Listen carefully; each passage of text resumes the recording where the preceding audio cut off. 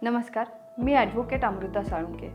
आज आपण इंजिनियरचा form 2A जो इयरली सर्टिफिकेट आपल्याला द्यावं लागतं त्याबद्दल डिस्कशन करणार आहोत। फॉर्म 2A हे सर्टिफिकेट साईट सुपरवायझरनी देण्याची गरज असते। या सर्टिफिकेटमध्ये क्वालिटी ऑफ कन्स्ट्रक्शन, वर्कमॅनशिप आणि तुम्ही कुठल्या पद्धतीचं मटेरियल वापरलं आहे त्याची माहिती आणि त्याचं ॲफिडेविट इंजिनियरला देणे असतं। आता साईट सुपरवायझर म्हणजे कोण?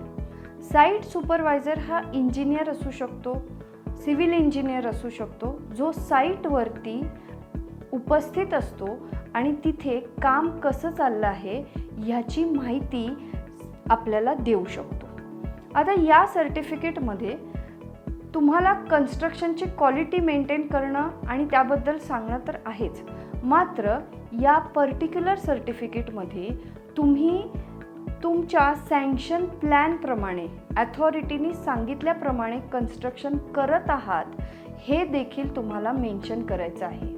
म्हणजेच साईटवरती उपस्थित असलेला इंजिनियर किंवा साईट सुपरवायझर यांनी हे इयरली सर्टिफिकेट इश्यू करायचं आहे आणि या सर्टिफिकेटमध्ये तुम्ही अथॉरिटीने सांगितलेले सगळे नियम, प्रॅक्टिसचे सगळे कोड फॉलो करून कन्स्ट्रक्शन करत आहात, जे सँक्शन झालंय तेच तुम्ही बांधत आहात असं ॲफिडेविट म्हणजे डिक्लेरेशनच्या फॉर्मॅटमध्ये या सर्टिफिकेटमध्ये या फॉर्म 2 मध्ये मेन्शन करणं गरजेचं आहे।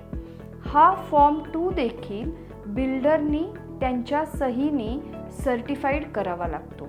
म्हणजेच साईट सुपरवायझरची सिग्नेचर आणि त्याचबरोबरीने प्रमोटरची सिग्नेचर या सर्टिफिकेटवरती असणं गरजेचं आहे। अपडेशनमध्ये महत्त्वाचा आणि कंपल्सरी करण्यात आलेला हा फॉर्म 2A साईट सुपरवायझरनी इश्यू करायचा आहे। इश्युअन्सची डेट मेन्शन करावी लागते आणि या सर्टिफिकेटमध्ये तुम्ही कुठल्या तारखेपासून कुठल्या तारखेपर्यंतचा हे सर्टिफिकेट देत आहात हे देखील या सर्टिफिकेटमध्ये येणं गरजेचं आहे।